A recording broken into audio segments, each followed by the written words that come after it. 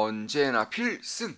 네, 반갑습니다. 필승입니다. 자, 이번에 분석해드릴 기업은 인텔리안테크입니다. 트럼프가 대선에서 승리한 이후 전 세계적으로 주도 섹터가 만들어지고 있습니다. 바로 우주항공 섹터입니다. 트럼프가 그 전부터 이제 대선에 나설 때부터 우주에 대한 관심을 꾸준히 보여왔었고요. 강조도 계속해서 했었습니다. 뿐만 아니라 트럼프의 가장 최측근이라고 할 수 있는 일론 머스크 역시나 스타링크, 스페이스X 이런 우주와 관련된 우주 로켓, 발사체, 위성 통신, 안테나 이런 기업들을 꾸려나가고 있기 때문에 사실 우주 산업에 대한 관심도가 꾸준히 높아질 수밖에 없는 환경이 만들어지고 있어요. 미국 같은 경우도 아르테미스 2기를 앞두고 있는 지금 트럼프가 아르테미스 2기가 이미 밀렸죠. 이제 비용 문제 때문에 좀 밀렸는데 이런 것들을 앞당길 수 있도록 하겠다. 혹은 아르테미스 2기만큼은 밀리지 않도록 시행을 하겠다 이런 식으로 밝히고 있는 만큼 사실 우주항공이 글로벌 수도 섹터가 될 가능성이 상당히 높아지고 있습니다. 특히나 제가 예전부터 말씀드렸던 것 중 하나가 있죠. 바로 미국과 중국의 기술 전쟁인데요. 이 기술 전쟁에서 첫 시작으로 반도체가 시작을 알렸다면은 그 끝은 그 마무리는 우주항공이 될 것이라고 꾸준하게 말씀드리고 있습니다. 이번 트럼프 2기 때부터 우주항공에 대한 본격적인 경쟁이 미국과 중국 혹은 미국과 중국 무역 전쟁이 엮인 기술 전쟁이 엮인 국가들은 전부 다 참전할 수밖에 없는 그런 기술 전쟁이 될 것이라고 보고 있는 것이고 따라서 반도체 이상의 기회와 위기가 발생할 것이라고 생각을 하고 있습니다. 그럼 제가 왜 인텔리안테크를 좀 말씀드리냐? 인텔리안테크는 글로벌에서 압도적인 1위 안테나 기업이에요. 스타링크 외에 인텔리안테크를 쓰지 않고 인텔리안테크의 안테나를 쓰지 않고 위성통신 사업을 할 수 있는 기업은 전무하다고 할 수 있을 정도로 이제 글로벌적으로 압도적인 기술력을 가지고 있어요.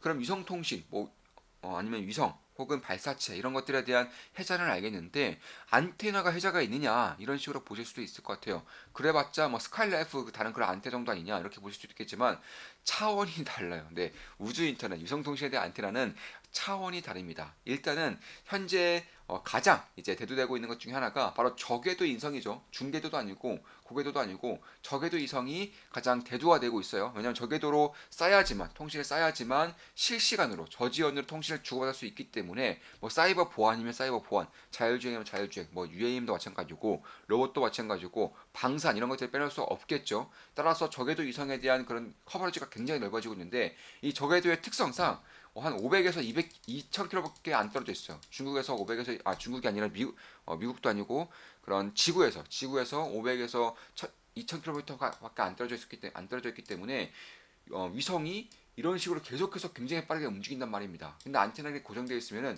통신을 받을 수가 없어요. 위성이 움직이는 것만큼 안테나도 커버를 이렇게 쳐줘야 되기 때문에 통신을 고지곳대로 받음으로써 통신을 좀 뿌려주는 역할을 해야 되기 때문에 이 안테나에 깃들리는 기술력이 결코 작지가 않다라는 거예요. 특히나 이제 안테나 그럼 위성통신, 안테나 이런 것들이 과연 시장 규모가 크겠냐, 발사체라던가 혹은 위성 이런 것들이 더 크지 않느냐 이렇게 보실 수 있겠지만 아니죠. 현재적으로 이제 우주항공, 위성통신에 대한 그런 총 규모는 약 500조 정도 됩니다. 전 세계적으로 500조 정도 되는 것인데 여기서 발사체가 차지하는 게 얼마 안 돼요. 그래봤자 한 7조 정도, 위성통신도 한 15조 정도밖에 안 됩니다. 나머지 중에 대부분이 이제 통신을 쏴주는 그런 통신 기술력인데 이게 약 150 정도 되고요. 그리고 이 지상국 혹은 안테나 이렇게 지상에서 우주에서 쏴주는 통신을 지상에서 받고 뿌려주는 규모가 약 170조 정도 됩니다. 그러니까 오히려 위성이라던가 발사체보다 훨씬 더 큰 규모를 가지고 있는 쪽이 바로 이 안테나 쪽, 지상국 쪽, 통신 쪽 이런 쪽이라는 거예요. 그만큼 이 안테나를 만약에 글로벌리 기술력을 가짐으로써 실적이 본격적으로 찍히는 시기가 다가온다면 인텔리안테크의 압도적인 실제 성장을 볼 수가 있게 될 것이란 말입니다. 일단은 얼마 전에 우리 멤버분 중에 한 분이 이렇게 계좌 인증을 좀 해주셨습니다. 최근에는 이와 관련된 기업들의 주가가 더 올랐기 때문에 더 높은 수익률을 기록하고 있을 거예요. 지금 보시면 우리 멤버분이 보내주신 것인데 총 계좌 수익률이 약 49%예요. 그리고 LS 55%, 두산 에너빌리티 8%, 파이버 프로 31.63% 수익 중이시고 사실 이번에 LS에 거의 몰빵을 하다시피 투자하셨던 분인데 이런 식으로 투자 에너빌리티라던가 파이버 프로 쪽으로 이제 좀 비중을 옮겨가고 있는 그런 상황이다 이렇게 보시면 되겠습니다. 이분 같은 경우도 한 49% 수익을 내고 있고요.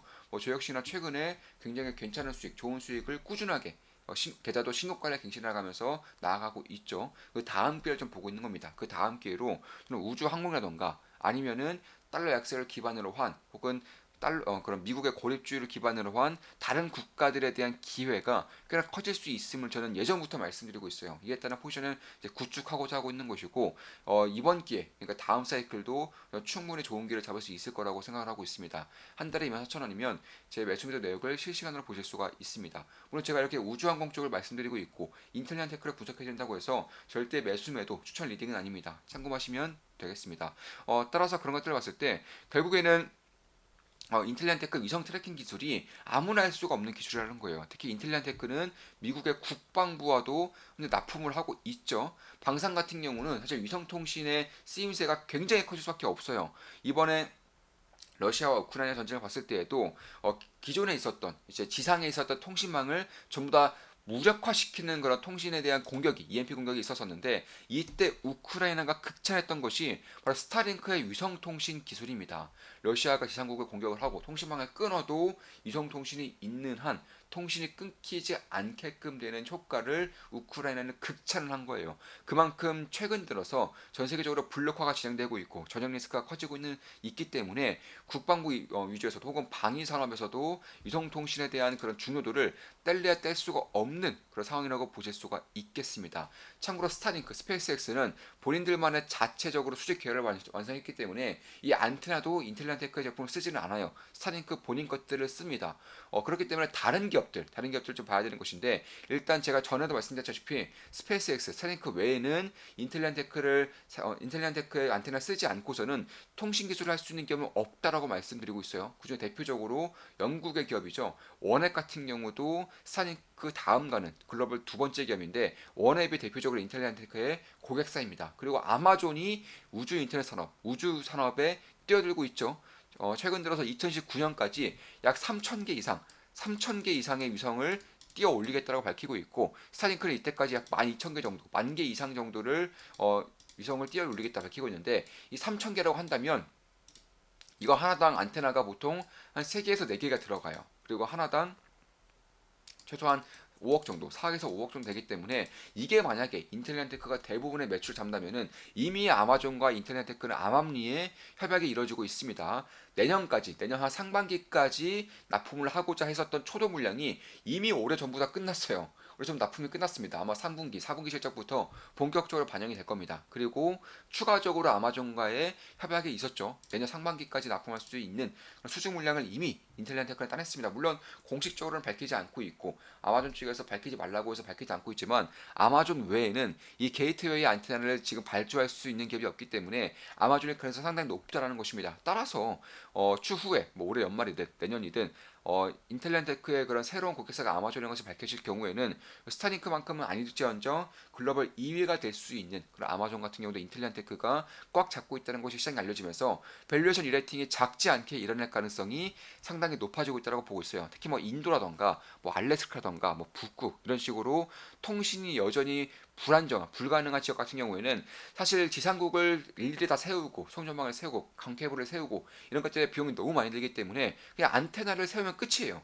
그러니까 원앱이라던가 뭐 스타링크라던가 혹은 아마존 이런 위성 통신을 하나 뭐 리스를 하든 아니면 사오든 해서 띄운 다음에 거기다 안테나를 세우면 끝이기 때문에 이게 훨씬 더 비용적으로 저렴하다는 거예요. 따라서 저는 5G 이런 얘기가 많은데 사실 5G보다 더 빠른 속도, 5G보다 몇 배가 더 거의 10배 가까이 빠른 속도가 바로 위성 통신 서비스예요. 그래서 그런 것들 봤을 때에도 6G로 넘어가는 과정에서 그 6G 주인공은 국내가 아니라 지상이 아니라 우주에서 나타날 가능성이 상당히 높다라는 것이고 이미 지상국을 세우기 어려운 그러니까 땅은 굉장히 넓은데 그런 낙후되어 있는 지역 같은 경우에는 위성통신이 유일한 해결 방안이라고 저는 생각을 하고 있습니다. 따라서 그런 것들을 봤을 때에도 이미 저궤도 쪽에서도 500에서 2000km 사이의 그 저궤도 같은 경우도 인텔리안테크가 꽉 잡고 있고요. 그 외에도 뭐 중궤도 혹은 이제 고궤도라고 해서 정지궤도 같은 경우도 이미 다 인텔리안테크가 꽉 잡고 있습니다. 따라서 그런 것들 봤을 때 결국에는 지금이야 뭐 해상이라던가 혹은 뭐 아니면 비행기라던가 그러니까 항공 쪽이라던가 아니면 방산 쪽 혹은 이제 오지 쪽 이런 쪽으로 대부분의 안테나가 쓰여지고 있지만 가면 갈수록 뭐 UAM 혹은 로봇, 사이버 보안이라던가 아니면 자율주행 이런 쪽에 대한 기술력이 높아지면서 초저지연에 대한 통신에 대한 중요성이 강력해질 수밖에 없는 것이고, 그에 따라서 저는 이제 위성 통신에 대한 그런 가능성을 충분히 보고 있다. 특히 뭐 트럼프도 마찬가지고 일론 머스크도 마찬가지고 워낙에 우주 쪽에 진심인 인물들이기 때문에 이쪽에 대한 가장 큰 수혜를 받을 수 있는 섹터가 전 자연스럽게 우주항공이 될 수 있을 거라고 보고 있어요. 특히 인텔리안테카 같은 경우는 여러 가지 안테나를 전부 다 하고 있어요. 그러니까 안테나 쪽만 본다면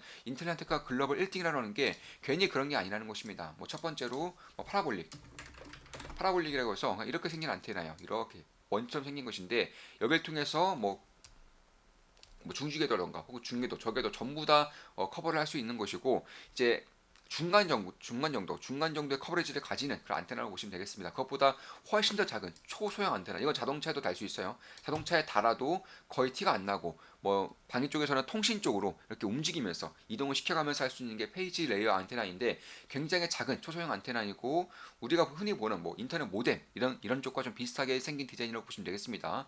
이쪽 같은 경우는 이제 모바일 통신이라던가 아니면 자율주행이라던가 혹은 이제 방위, 이제 통신 쪽으로 이제 계속 이동시켜야 되는 그런 쪽에 좀 주로 쓰인다, 이렇게 보시면 될 것 같고, 나중에 B2C 쪽으로도 충분히 이제 커버가 가능한 정도의 그런 사이즈라고 보시면 되겠습니다. 그리고 마지막으로 가장 크죠. 가장 큰 이제 이번에 아마존과 계약을 맺은 그라운드 게이트 안테나라고 해서 마을 전체에 통신을 해줄 수 있는 안테나예요. 그러니까 한번 고정을 시켜놓은 다음에 그 고정이 된 안테나를 통해서 뭐 북극이면 북극, 뭐 오지면 오지, 뭐 인도, 호주, 알래스카 이런 쪽으로 이제 고정을 시켜서 쓰는 그런 기지국과 같은 혹은 지상국과 같은 역할을 하는 안테나가 이 게이트웨이 안테나라고 이제 아마존이 지금 현재로서는 주로 하고 있는 그런 사업이라고 보시면 되겠습니다. 이런 것들을 전부 다 이제 활용하고 있는 것이고, 아마존은 총 이성을 3,000기 이상을 2029년까지 띄우겠다 밝히고 있고, 이제부터 이제 굉장히 빠르게 띄울 수밖에 없어요. 이제 5년밖에 안 남았고, 올해도 거의 갔다고 치면은 한 4년 정도밖에 안 남았는데, 이 시간 동안 매년마다 1,000대 정도의 그런 이성을 띄우기 위해서는 인텔리안테크의 그런 강력한 수혜가 있을 수밖에 없다는 점에서 지금부터 꾸준하게 이제 봐야 된다고 보고 있습니다. 그러니까 현재 한국 같은 경우는 항공 쪽 같은 경우는 결국 대부분의 기업들의 펀더멘털이 없어요. 그러니까 향후 몇 년 동안 수익을 낼 수 있는 기업이 없다라는 것입니다. 그럼에도 불구하고 인텔리안테크가 가장 이쪽에 큰 수혜를 받을 수 있고, 그리고 실질적인 펀더멘털을 글로벌 기업으로서 내뿜을 수 있는 거의 유일무이한 기업이기 때문에, 물론 하나시스템 혹 세트레가이 이런 기업들도 충분히 저는 경쟁력이 있다고 보고 있지만, 글로벌적으로 혹은 가장 빠른 시일 내에 가장 큰 수익을 낼 수 있는 기업이 인텔리안테크가 저는 거의 유일하다고 보고 있기 때문에 인텔리안테크를 이제 말씀을 드리고 있는 겁니다. 뭐 그 외에도 뭐 HVM이라던가 이런 기업들도 충분히, 뭐 이런 기업들 혹은 뭐 세트레가이, 이노스페이스, 하나시스템 이런 기업들도 충분히 자리를 잡아나가고 있고, 우주항공 쪽에 테마가 낄 경우에는 충분히 대당주 주도 섹터로서 나아갈 수 있겠지만, 그리고 실질적인 그런 펀더멘탈과 글로벌적인 경쟁력, 그리고 무엇보다 비중을 싣는다면, 그러니까 큰 비중을 싣는다면은 장기적으로 인텔리안테크도 빼놓을 수는 없겠다라고 저는 말씀을 드리고 있는 것입니다. 그리고 작년에 이제 영국의 안보장관이 이미 대만에 왔다 갔어요. 대만 왔다 가면서 가장 크게 꼬셨던 것들, 가장 크게 협약을 맺었던 것들이 바로 위성통신이에요. 위성통신. 제가 방금 말씀드렸죠. 이 방산, 전쟁 리스크가 있어서는 위성통신을 빼놓으려야 빼놓을 수가 없습니다. 가면 갈수록 이런 중요도가 더욱더 커질 것인데, 대만 같은 경우는 중국과의 그런 전쟁 리스크가 굉장히 커지고 있는 국가 중에 하나죠. 여기서 위성통신 서비스를 영국과 협력을 하겠다고 이미 밝혔어요. 영국은 원앱이죠. 원앱은 인텔리안테크의 전부 안테나를 납품하고 있기 때문에, 여기서도 만약에 리스크가 커지면 커질수록, 전쟁 리스크가 커지면 커질수록 가장 큰 수혜를 볼 수 있는 기업 중에 하나가 바로 인텔리안테크라는 것입니다. 따라서 그런 것들 봤을 때는 결국 평판형 혹은 파라볼릭 그리고 게이트웨이 이것들 전부 다 상용할 수 있는 기업은 전 세계적으로 인텔리안테크밖에 없고요. 레퍼런스가 충분히 쌓였기 때문에 뭐 아마존, 원앱 이런 기업들과 충분한 그런 협약을 맺고 있는 것이고, 뭐 해상용 위성통신 서비스, 해상용 위성통신 서비스 안테나를 개발하고 있는 기업도 압도적인 1등이 인텔리안테크입니다. 그런 부분을 봤을 때에도 제가 봤을 때에는 충분한 그런 성장성을 앞으로 발전시킬 수 있는 것이고, 지금까지 실적이 안 좋았던 부분들도 인텔리안테크는 이제 매출 비중에서 거의 20% 가까이를 연구개발비로 쓰고 있습니다. 거의 20% 가까이 연구개발 쓰고 있기 때문에 지금까지 실적이 잘 나올래야 잘 나올 수가 없었다는 거예요. 근데 내년부터는 이쪽에 대한 그런 수주에 대한 어, 실적이 본격적으로 찍히는 턴어라운드의 해이기 때문에 뭐 실적이 거의 1000% 이상 1000% 이상 올라가죠. 지금까지 연구개발에 쓰였던 것들이 거의 100%다 비용 처리가 됐다는 거예요. 그러니까 자 연구개발비가 뭐 20% 가까이가 쓰였는데 이게 거의 대부분의 비용 처리가 됐던 것인데 이게 이제 실질적으로 수익을 내면서 실질적 수익을 내면서 무형자산 처리가 된다는 거예요. 그러니까 돈을 더 버는 것과 동시에 연구개발비가 실적에서 깎이지 않기 때문에 실적의 턴어라운드가 굉장히 강력하게 발생할 수가 있게 된다는 것입니다. 이런 것들을 봤을 때에도 내년부터는 본격적인 턴어라운드, 실적의 폭발적인 성장을 감안해 둬야 한다는 것이고 따라서 지금 정도의 시가총액이라면 충분히 관심을 가질만 하다. 특히 이번에 트럼프가 대선에 승리를 했고 일론 머스크가 압도적인 그런 지지율을 얻고 있다는 점에서 저는 꽤나 주목할 만한 부분이 이쪽에서 나오고 있다고 보고 있는 것이고 실제로 미국의 국방부 같은 경우도 이제 적에도 이성통신 서비스에 대한 그런 지원책 지출을 10배 이상 늘리겠다고 밝히고 있어요. 이성통신에 대한 지출을 원래 계획보다 10배 이상 늘리겠다고 밝히고 있습니다. 그런 것들만 보더라도 결국에는 이쪽에 대한 서비스가 가면 갈수록 더욱더 중요해지고 거대해질 수밖에 없다는 점에서 가장 글로벌적으로도 해자를 가지고 있는 인텔렌테크에 충분히 관심을 가질만 하다라고 말씀드리면서 여기서 방송을 마치겠습니다. 뭐 오지라던가 혹은 신도시, 뭐 내용시 이런 쪽에서도 이동통신은 거의 필수적이에요. 따라서 이쪽에 대한 수혜가 저는 결코 작지 않을 것이라고 생각을 하고 있는 것입니다. 지금까지 인텔테크에 대한 분석을 해드렸고 위성통신, 우주산업에 대한 분석도 함께 해드렸습니다. 저 역시나 인텔리안테크를 꾸준하게 지켜보고 있고 변곡점이 발생한다거나 저항라인 돌파 혹은 지지라인이 확인될 때에는 빠르게 매수를 할 생각입니다. 한 달에 24,000원이면 제 매수매도 내역을 실시간으로 보실 수가 있습니다. 제가 댓글로 무료방 링크를 올려드렸어요. 저 텔레그램 무료방도 운영하고 있죠. 무료방 링크 올려드리니까 무료방에 입장하고 싶으신 분들은 제 댓글 혹은 더보기란에 들어가셔서 링크 클릭하시면 무료 텔레그램방에 입장하실 수가 있습니다. 참고하시면 되겠고요. 자, 필승 구독, 알림 설정, 좋아요는 여러분들께 돈이 됩니다. 필승!